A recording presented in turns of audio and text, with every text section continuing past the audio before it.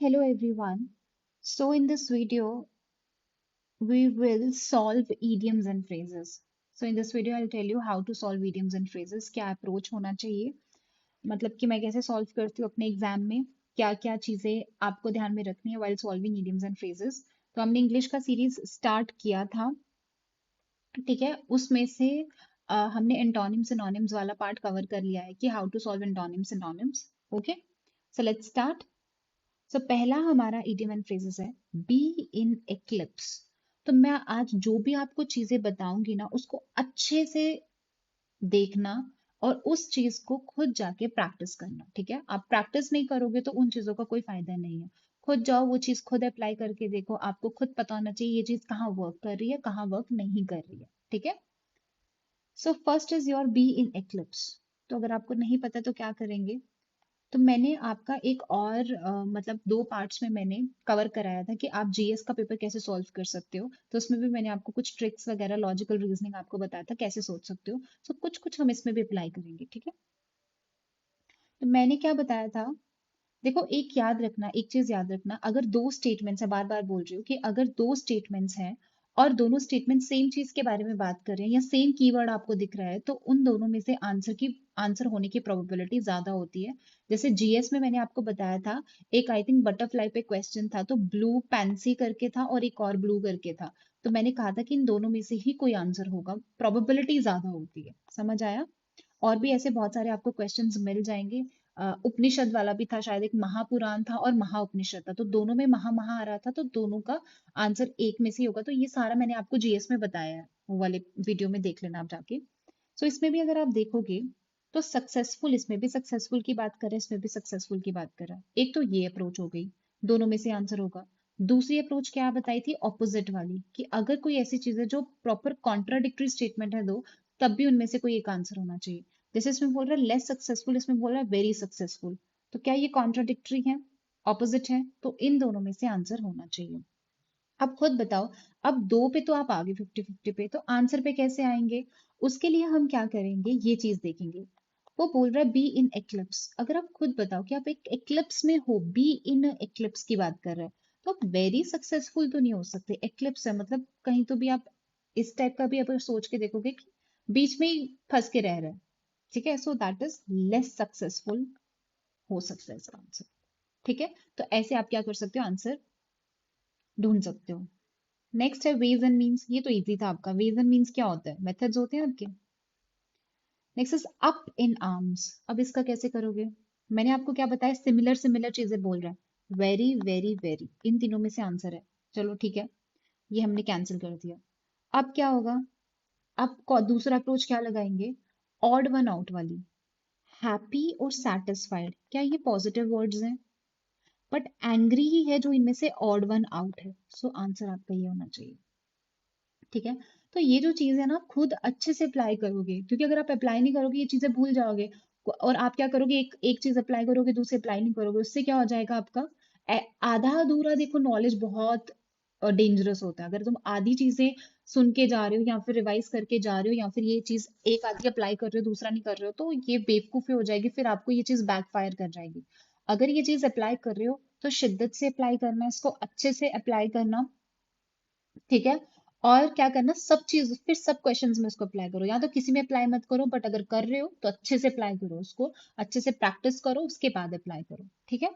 इससे क्या हो जाएगा ना, कॉन्फिडेंस भी आ जाएगा ये चीज को अप्लाई करने में, और आपका इंट्यूशन लेवल भी थोड़ा बढ़ जाएगा।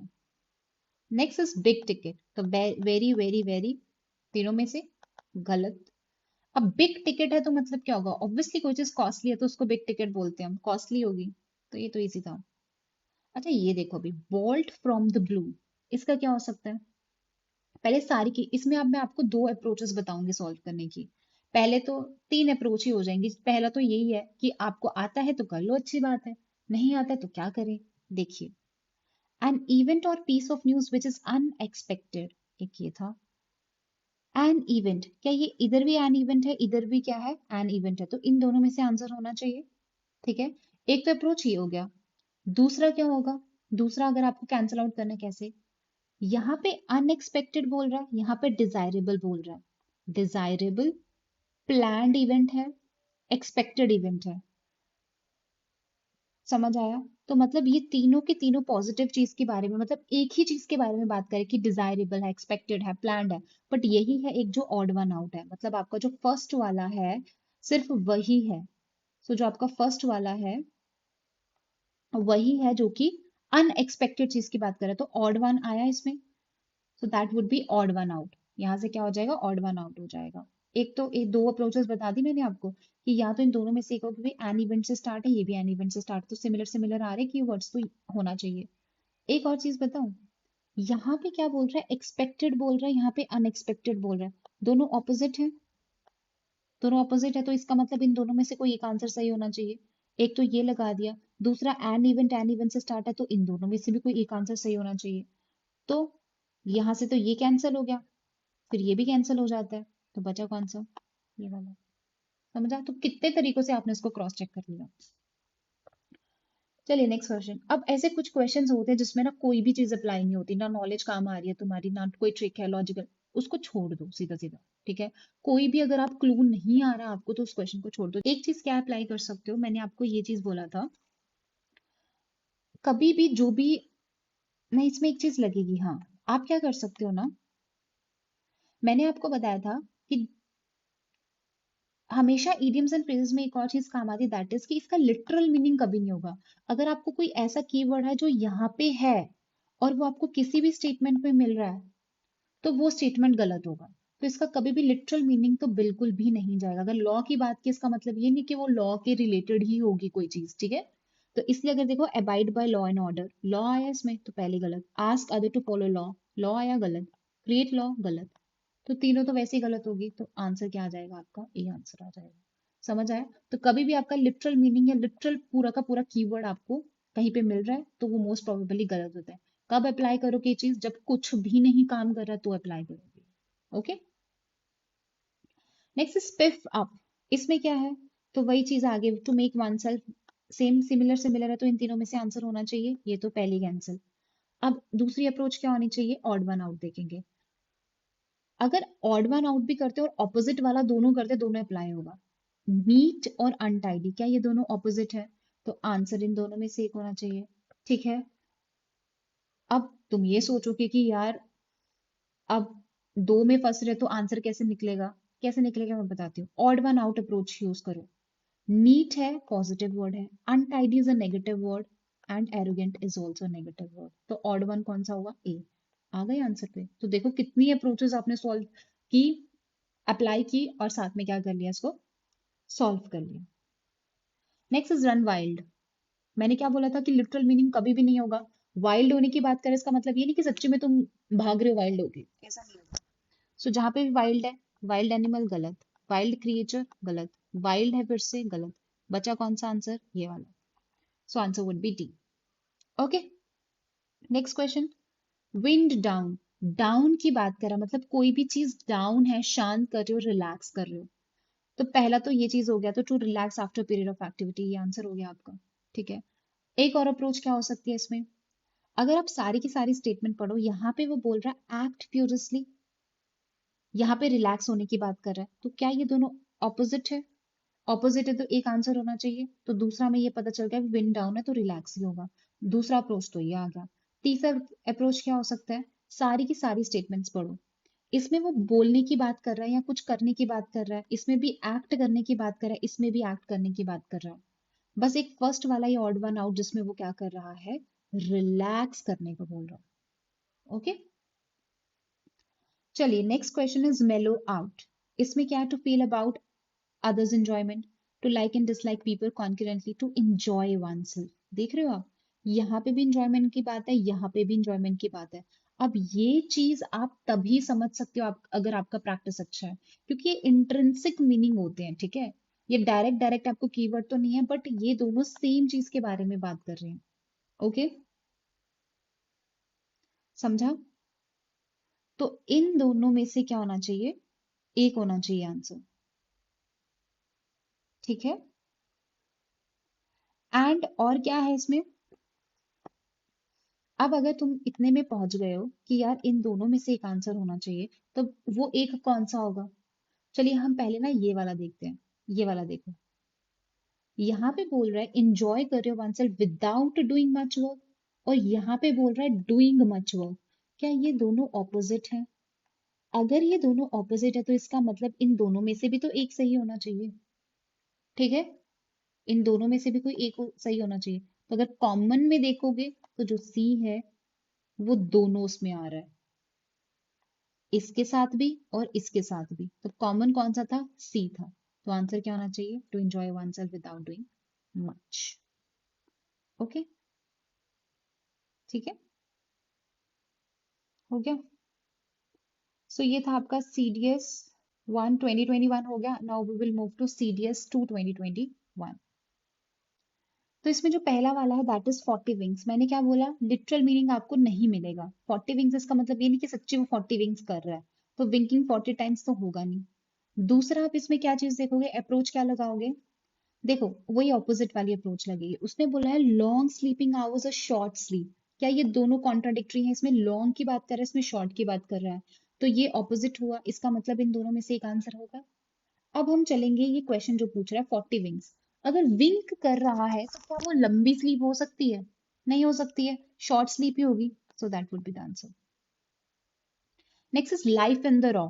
सो life in its natural, life at its easiest, complex and daredevils. ये तो कुछ बना ही नहीं दोनों। अब खुद बताओ रॉ चीज क्या होती है? कोई भी चीज नेचुरल है दैट इज रॉ, है ना?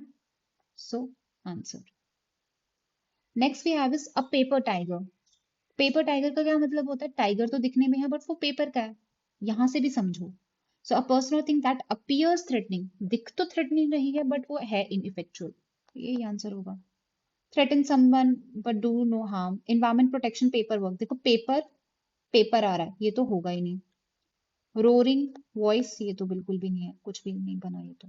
ठीक है, चलिए नेक्स्ट क्वेश्चन। ये तो इजी है, पेनी वाइस एंड पाउंड फुलिश। ठीक है, कम पैसा है उसको तुम बहुत वाइसली कर रहे हो, बट बहुत ज्यादा पैसा उसको तुम फुलिशली कर रहे हो, तो क्या हो जाएगा? Careful about small amount but careless हो तुम अबाउट लार्ज अमाउंट। ये तो इजी था। चलिए नेक्स्ट। अब इसमें क्या बोल रहा है? Pin back your ears. Pin back का मतलब क्या है? अच्छे से पिन बैक कर लो, पीछे कर लो, अपने कान अच्छे से खोल लो। तो इसका मतलब आप केयरफुली ही सुन रहे होंगे कोई चीज। तो ये भी इजी था, बट स्टिल अगर आपको नहीं आ रहा तो आपको एलिमिनेट करना है। क्या एलिमिनेट करोगे? मैंने बोला पिन अगर यहाँ पे है तो अगर कहीं पिन, देखो पिन आ रहा है, गलत। और क्या है? Pins, that pins important issue, ये तो दोनों ही गलत हो गए। बाकी ये दोनों बच गए, तो आप खुद देख लो इनमें से कौन सा सही हो, केयरफुली सुनना ना। Next we have is turncoat. अब इसका अगर आप स्टेटमेंट देखोगे ना, सारी की सारी स्टेटमेंट देखिए। पहले तो मैंने क्या बोला? अगर कोट की बात कर रहा है तो लिटरल मीनिंग तो है नहीं, तो कोट अगर कहीं पे भी दिखे तो वो तो गलत ही है। ऑल्टरिंग कोट नहीं होगा, लिटरल मीनिंग बिल्कुल नहीं होगा। Going round and round in a court of law नहीं होगा। बच गए ये दोनों। समवन हु, अब खुद सोचो, टर्न कर रहे हो तुम कोट, इसका मतलब क्या होता है? कि तुम कुछ तो चीज चेंज की है तुमने। तो यहाँ पे जो मोस्ट अप्रोप्रिएट क्या था? Someone who deserts one group to join another, कि मतलब तुमने दूसरा ग्रुप ज्वाइन कर लिया। ठीक है, चलिए तो नेक्स्ट क्या कौन सा है अपने पास? से योर पीस। ठीक है, तो इसमें क्या हो जाएगा? पीस वाला तो पहले ही गलत कर दो आप। ठीक है, और क्या है? स्पीक बट डोंट लिसन, बना कुछ? Speak in a talkative manner, कुछ नहीं बना इसका। Speak in a talkative manner. अब से योर पीस क्या होता है? कि तुम कोई भी चीज एक्सप्रेस कर रहे हो, एक्सप्रेस योर ओपिनियन। ठीक है, इजी था ये। टॉप नॉच तो सबको पता है, हम बोलते हैं कि टॉप नॉच क्वालिटी का है, तो ऑफ हाईएस्ट पॉसिबल क्वालिटी। ये तो इजी था। Next is under the table. Under the table का मतलब क्या होता है? कोई भी चीज तुम सीक्रेटली कर रहे हो, that is under the table. Work under, देखो अंडर है जहां पे भी, मैंने ये क्या बोला? अगेन अगर नहीं आ रहा तो ये चीज अप्लाई कर सकते हो कि अंडर, अगर वही वाला वर्ड यहाँ पे आ रहा है तो उसको तो पहले क्रॉस कर दोगे। अंडर कवर, अंडर फर्नीचर, तो बचा कौन सा? मेकिंग और रिसीविंग पेमेंट्स surreptitiously। ओके, चलिए next question is at the drop of a hat. जब आप ये पढ़ते हो ना तो इसका सोचा भी करो, इमेजिन क्या करो कि इसका मतलब क्या हो सकता है? At the drop of a hat मतलब कोई भी चीज सडन की है आपने। ठीक है, clumsy person who drops hat, ये तो लिटरल मीनिंग हो गया ड्रॉप हैट, ये तो आएगा ही नहीं। और क्या हो जाएगा? सडनली, ये आ गया ना, suddenly and without much thought, ये आ जाएगा आंसर। सडनली आ गया ना, इसका मतलब ही सडनली कोई चीज कर दी आपने। ठीक है, दिस इज इट। तो ये सारे के सारे हमारे idioms and phrases done. So this is CDS 1 2022। Okay, तो फर्स्ट क्वेश्चन क्या है हमारे पास, be out for the count. मैंने क्या बोला, अगर सिमिलर सिमिलर होगा आपका, जैसे कि काउंट अगर इस टाइप का है तो आप उसको तो नहीं लोगे। तो काउंट है, सेम वर्ड आ रहा है काउंट, काउंट, ये तो पहले ही गलत हो गया आपका। ठीक है, अब बचता है आपका A and D, sleeping deeply या टू बी वेरी हैप्पी। अब खुद सोचो अगर to be out of the count हो तो, ठीक है, तो इसका मतलब ऑब्वियसली होगा कि तुम मतलब या तो नींद में आउट ऑफ काउंट हो, मतलब कोई होश नहीं है तुम्हें, तो ये ज्यादा अप्रोप्रिएट होगा कि नहीं। Next is go by the book. अब इसमें क्या बोला था मैंने, बुक आएगा नहीं, बुक, बुक आ गया इसमें भी, आंसर वुड बी दिस। और अगर आप कुछ सोच के भी देखोगे तो अगर you are going by a book it means that you are following the rules. Double talk, double talk है, तो मैंने क्या बोला, अगर सेम आपको वर्ड मिल रहा है तो वो तो होना नहीं चाहिए। तो टॉक, टॉकिंग, कैंसिल, डबल है तो डबल मीनिंग, अगर डबल टॉक का मतलब इसका मतलब ये नहीं कि डबल मीनिंग है। नेक्स्ट इज टॉकिंग अगेन, तो कौन सा बचा आपके पास, speaking to confuse people and avoid truth. और अगर आप सोच के भी देखोगे तो हाँ ये हो सकता है। ठीक है, सो ये ऐसे आप क्या हो गए, आंसर पे आ गए। Next is at somebody's elbow. अब इसके लिए I don't have any trick, logic या फिर इवन नॉलेज नहीं है, तो इसका अगर आपको आता है तो अच्छी बात है, तो आप कर सकते हो, अगर नहीं आता तो you can leave this question. ठीक है, next is treating on eggshells. अब ट्रीटिंग ऑन एगशेल्स क्या हो गया, पहले taking care of eggs, eggs आ गया, यहाँ पे भी एग्स था तो ये तो नहीं होगा। Next is making best bets on in one trade, तो उनका लग रहा है कि ट्रेड है तो ट्रेड है, तो ऐसा तो नहीं होना चाहिए। आपके पास बचता क्या है, to be careful in speech and actions and intending. अब आप खुद सोचो, उन्होंने एग शेल बोला है, एग्स शेल्स बहुत ज्यादा फ्रेजाइल होते हैं, उनको बहुत संभाल के रखना पड़ता है, बहुत केयरफुली रखना पड़ता है, तो मोस्ट प्रोबेबली इसका आंसर क्या होना चाहिए, to be careful in speech and actions. Next अपने पास क्या है, every one and his brother. तो every one and his brother का मतलब क्या होगा कि सब लोग और उसके भाई, तो इसका मतलब होना कि सब लोग और उसके भाई ही आए होंगे। तो उसने बोला an individual and all his relatives, ये तो लिटरल मीनिंग हो गया ना इसका, ये तो नहीं रहेगा रिलेटिव्स वाला। अब आगे फिर से टू ट्रीट करना लोगों का एज रिलेटिव, ये भी कुछ नहीं बना। Next is to think about universal brotherhood, brother brotherhood, answer क्या आ जाएगा, लार्ज नंबर ऑफ पीपल। और कुछ सोच के भी देखो कि ठीक है, हम कभी को बोल देते हैं ना कि सारे के सारे उसके भाई लोग सारे आ गए, भाई आ गए, तो बहुत सारे लोग आ गए मतलब। Next is feet of clay, तो फीट वाला तो आएगा नहीं। दूसरा फीट की बात है तो इसका मतलब थोड़ा ना कि रनिंग में उसको दिक्कत हो रही है, तो ये भी एक लिटरल सा उससे रिलेटेड ही हो गया। स्लो इन एक्शन, ये भी एक्शन से था, ये भी रनिंग से था, तो ये भी नहीं होना चाहिए। तो आंसर क्या है इसका, हिडन पॉइंट्स। ठीक है, ये थोड़ा अलग है, और अगर इन डेप्थ में देखोगे तो हो सकता है इसका मतलब क्ले फीट्स का। ठीक है, इन डेप्थ हमें मीनिंग देखना है उसका। Next is feel the pinch. Pinch का मतलब क्या है, that being hurt and wounded by someone. आपको पिंच करेगा कोई तो आप वुंड हो जाओगे, बिल्कुल नहीं। To remain silent on injustice, ये तो कुछ बना ही नहीं। Having financial problems all of a sudden, अब ये जो वर्ड है ना, कीवर्ड सडन, ये इंपॉर्टेंट है। क्यों, क्योंकि पिंच क्या होता है, पिंच होता है कि सडनली, सडनली तुम क्या कर देते हो, उसको पिंच करते हो, सडनली करते हो ना, तो इसका क्या आ जाएगा, sudden. Next we have is feeling disappointment, ये तो आएगा नहीं, सो आंसर क्या हो जाएगा, ये। Next is feathers fly. अब ये भी एक ऐसा क्वेश्चन है जिसके लिए मतलब कोई ट्रिक है, कोई ये सब चीजें नहीं है, इसको भी आप क्या कर सकते हो, अगर आता है तो ठीक है कर दो, नहीं आता है तो ऐसे क्वेश्चंस को छोड़ना ही बेटर रहता है। ठीक है, अगर नहीं आता है तो। नेक्स्ट हमारे पास जो लास्ट क्वेश्चन है that is a foregone conclusion. Conclusion क्या होता है, रिजल्ट होता है, एंड में आता है conclusion, that is result, so that is the answer. ठीक है, ऐसे सोचना है आपको। तो ये ऐसे सोचना कैसे है, ये थिंकिंग आपकी कैसे बढ़ेगी, प्रैक्टिस करके। Okay, so now we will move to the year 2023, क्योंकि सीडीएस जो 2 आया था 2022 को, उसमें तो इडियम्स एंड फ्रेजेस थे नहीं। सो दिस इज योर सीडीएस 1 2023। अब जो सीडीएस 1 2023 में इडियम्स एंड फ्रेजेस आए थे ना, वो थोड़े से ट्रिकी भी थे और थोड़े से डिफिकल्ट थे, तो हम उसमें से देख सकते हैं कि हम कितने सॉल्व कर सकते थे इन सब चीजों से और कितने छोड़ सकते थे। अगर आप पहला क्वेश्चन देखोगे ना, have an axe to grind, axe क्या होता है, अब सच्ची में आपको एक्स तो नहीं देगा वो ग्राइंड करने के लिए, तो उन्हें बोला एसेंशियल इक्विपमेंट, इक्विपमेंट तो होगा नहीं। टू बिहेव एरोगेंटली, ये भी कुछ नहीं बना।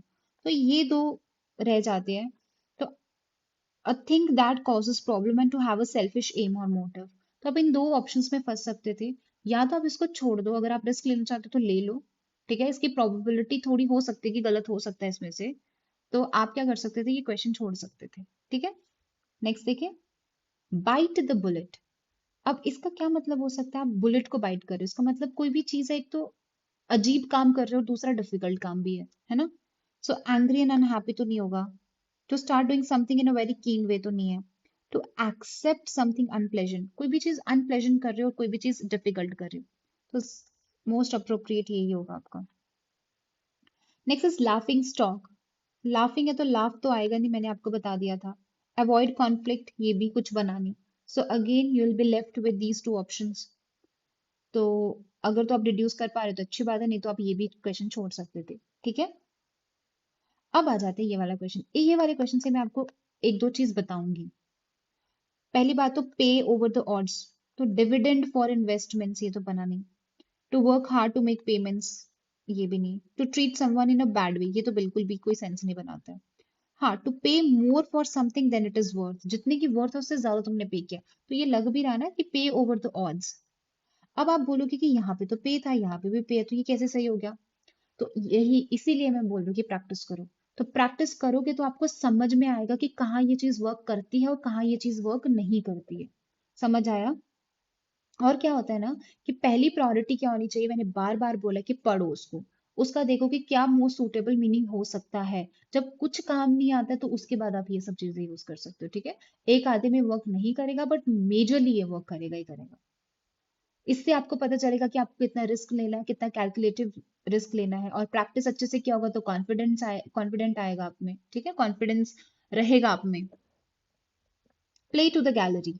अच्छा, तो इसमें क्या हो सकता है, इसमें मैं आपको एक चीज बताऊं। अब ये चीज समझने के लिए भी आपको प्रैक्टिस, इसीलिए बोलती हूँ प्रैक्टिस करो, क्योंकि प्रैक्टिस करोगे तो आप एक चीज इसमें समझ पाओगे। वो क्या है मैं बताती हूँ। To say something that will make people admire you, तुम कुछ ऐसी चीज बोल रहे हो जिससे लोग तुम्हें एडमायर कर रहे हैं। पहला तो ये। दूसरा है to behave in a way, very annoying way, बहुत अनोइंग वे में तुम क्या कर रहे हो, बिहेव कर रहे हो। क्या ये दोनों ऑपोजिट नहीं लग रही आपको, कॉन्ट्राडिक्टरी नहीं लग रही। यहाँ पे तुम अनॉय कर रहे हो, वहां पे तुम एडमायर कर रहे हो, है ना, दूसरों को। सो इसमें क्या है, ऑपोजिट है। तो ये चीज समझने के लिए भी तो आपको प्रैक्टिस करना पड़ेगा ना। तो इनमें से क्या हो जाएगा, दोनों में से कोई एक आंसर होगा, ऑपोजिट है तो एक आंसर होगा। प्ले टू द गैलरी, कहीं नेगेटिव चीज लग रही है, नहीं लग रही है ना, तो this will be the answer. Next is be in the soup. Soup में हो तो क्या हो सकता है, ट्रबल में ही होंगे ना तुम, तो यहां से ही पहले हो गया। दूसरा अप्रोच क्या हो सकता है, क्या हो सकता है, लिटरल तो नहीं होगा कि वेरी हेल्दी, तो ये तो नहीं होगा इसका मतलब। और एक चीज देखो, ये पॉजिटिव स्टेटमेंट है, गुड पॉजिटिव है, ऑनेस्ट पॉजिटिव है।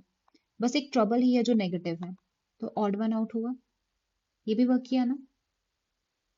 चलिए next, a turn of the screw. इसमें क्या है, to begin to behave in a more positive way, इसमें तुम कैसे बिहेव करो पॉजिटिव में, ओके।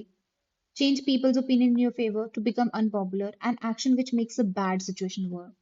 अब ये और ये स्टेटमेंट अच्छे से देखो, क्या बोल रहा है वो। इसने बोला है कि तुम कोई ऐसी चीज की जिसका, जो पॉजिटिव वे में गई, और ये तुमने ऐसा एक्शन किया जिसने एक बैड सिचुएशन को भी वर्स बना दिया। तो इसका मतलब क्या है, ये दोनों ऑपोजिट लग रहे हैं कि नहीं लग रहे हैं, सेम सेम चीज की बात हो रही है बट ऑपोजिट वे में हो रही है। ये पॉजिटिव में जा रहा है, ये नेगेटिव में जा रहा है, तो इन दोनों में से एक स्टेटमेंट सही होनी चाहिए। टर्न ऑफ द स्क्रू बोला उसने, पॉजिटिव तो नहीं लग रहा है इसमें। सो मेरे को तो नेगेटिव साउंड कर रहा है, तो मैं तो इसके साथ जाती हूँ।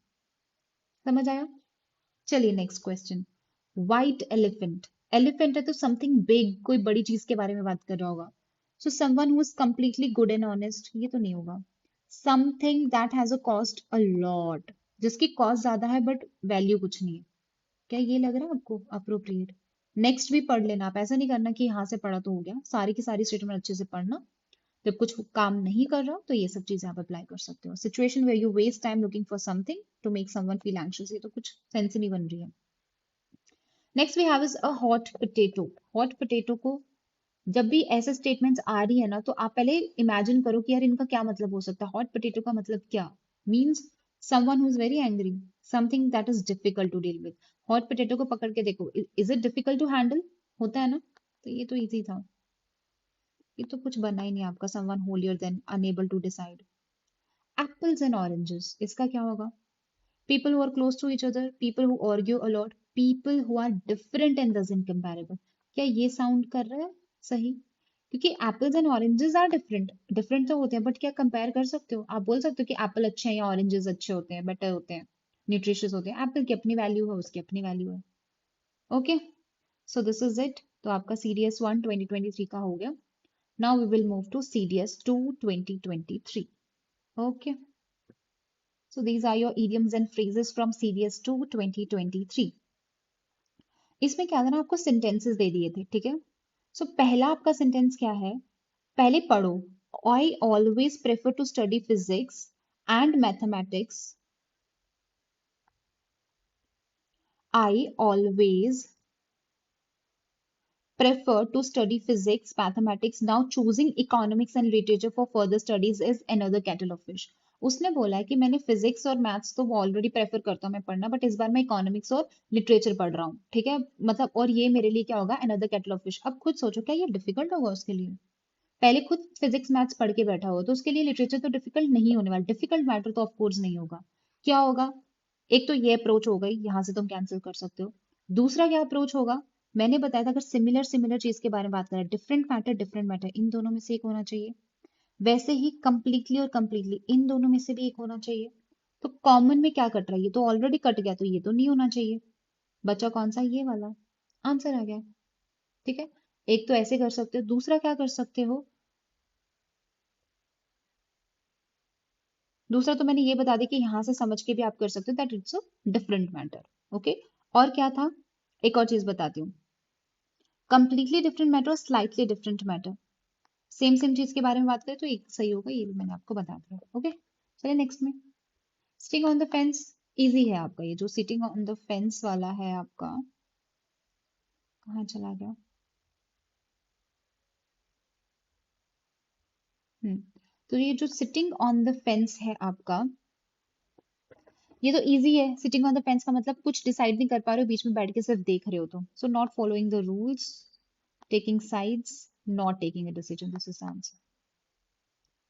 अब क्या है, he strained every nerve to understand the discourse on philosophy, मतलब उसने अपनी जान लगा दी, नर्व स्ट्रेन कर दिए एक चीज को अंडरस्टैंड करने के लिए। तो obviously he must have tried hard. Criticise तो इसमें डाल के देखो, क्या बन रहा है, कुछ नहीं। ये भी नहीं और ये भी नहीं। रेज्ड क्वेश्चंस क्या हुआ, तो ये चीज डाल के, ये तो आपको इजी कर दिया उसने। Next is when it comes to using technology she is completely at sea. At sea का मतलब क्या होगा, क्या रिलैक्स होगा, कंफर्टेबल होगा, प्रिपेयर्ड होगा, कंफ्यूज्ड होगा। एक और चीज बताऊं, ऑड वन आउट आ रहा है इसमें, ये पॉजिटिव स्टेटमेंट, ये पॉजिटिव है, ये पॉजिटिव है, और बस एक ही था इसमें negative, confused. Next is he is not a great scholar but he has gift of the gap. इसमें मैं आपको दो ऑप्शंस पे ला सकती हूँ। कैसे? ग्रेट स्कॉलर तो क्रिएट, लिख तो नहीं पा रहा होगा क्रिएटिवली, चलो ठीक है। अब इसमें से दो ऐसा स्टेटमेंट्स है जो सिमिलर चीजों पे बोल रहा है। ये भी पढ़ने की बात कर रहा है, मतलब रीड, रीड करने की बात, और ये भी स्पीक, बोलने की बात है। दोनों में कहीं ना कहीं बोलने की बात हो रही है, तो इन दोनों में से आंसर हो सकता है। अगर तो आप रिस्क लेना चाहते हो तो ले लो, अगर नहीं लेना तो क्वेश्चन को छोड़ दो directly. Next is this car belong to the Ravi but recently it changed hands. Changed hands का मतलब ये नहीं कि सच्ची में हाथ चेंज कर दिए। क्या हो सकता है चेंज, ओनरशिप चेंज हुई होगी, और क्या। ये भी इजी था, ड्राइवर थोड़ा ना चेंज करेंगे, मैकेनिक मशीनरी है तो। अब उसने बोला है ही turn down the new assignment. उसने न्यू असाइनमेंट नहीं लिया, क्यों नहीं लिया? क्योंकि he felt that he already had too many, मतलब बहुत सारी चीजें उसके पास ऑलरेडी है इन द फाइल। तो क्या होगा, इलीगल एक्टिविटीज में था इसलिए नहीं लिया, बना ही नहीं कुछ। प्रॉब्लम था उसके कंप्लीट करने का टास्क। फाइनेंशियल हर्डल से ये तो होगा नहीं। Having multiple task, multiple task, देखो यहाँ पे भी कंप्लीट करने की बात करा टास्क, यहाँ पे भी कंप्लीट करने की बात करा, दोनों में से एक होना चाहिए। दूसरा क्या बोला उसने, हैव टू मैनी, मतलब बहुत सारे टास्क होंगे ना उसके पास, तो यही सबसे ज्यादा सुटेबल फिट हो रहा है आपका डी। ब्रेन ड्रेन तो आपने पढ़ा ही होगा, हिस्ट्री में भी पढ़ा आपने ब्रेन ड्रेन क्या होता है, ठीक है? प्रोफेशनल्स आपके जाते हैं क्योंकि उनको बेटर प्रोस्पेक्ट्स मिल रहे हैं वहां पे जाके। Next is I just need to take rest then I will be as right as rain. मेरे को रेस्ट करने दो, उसके बाद मैं एज राइट एज रेन हो जाऊंगा। इसका मतलब क्या है? देखो, इसमें भी फिजिकल स्टेट के बारे में बात कर रहा था, इसमें फिजिकल एक्टिव। मैं होती, मतलब मैं जो मार्क करती ये वाला। क्यों? क्योंकि ये थोड़ा ब्रॉड कॉन्सेप्ट है, मतलब इसमें सेकंड स्टेटमेंट इसमें ऑटोमेटिकली आ जाती है कि to be in a good mental, mental भी आ रहा है और फिजिकल स्टेट भी आ रहा है, इसी वजह से। Okay. Next is it is all Greek to me. ये सब ग्रीक है मेरे लिए, मतलब मेरे को कोई चीज समझ नहीं आई है, ग्रीक है। ग्रीक लैंग्वेज है जो तुम्हें नहीं समझ में आती है। So it is all Greek to me. तो I don't believe, don't accept, don't recognise, I don't understand is the right word. समझ आया? सो ये यहाँ पे हमारे जितने भी idioms एंड phrases हैं फ्रॉम 2021 टू 2023 वो खत्म हो गए हैं। सो ये जो अप्रोच आप खुद अप्लाई करके देखिए, अच्छे से प्रैक्टिस कीजिए जितना हो सकता है, फिर ही आपको कॉन्फिडेंस आएगा, अच्छे से आप इसको अप्लाई कर पाओगे। मेन चीज है कि इसको अच्छे से अप्लाई करना। ठीक है। देखो, I can only teach you the technique, मैं सिर्फ आपको टेक्निक सिखा सकती हूँ, बट वहां जाके अप्लाई आपको खुद करना है। ठीक है।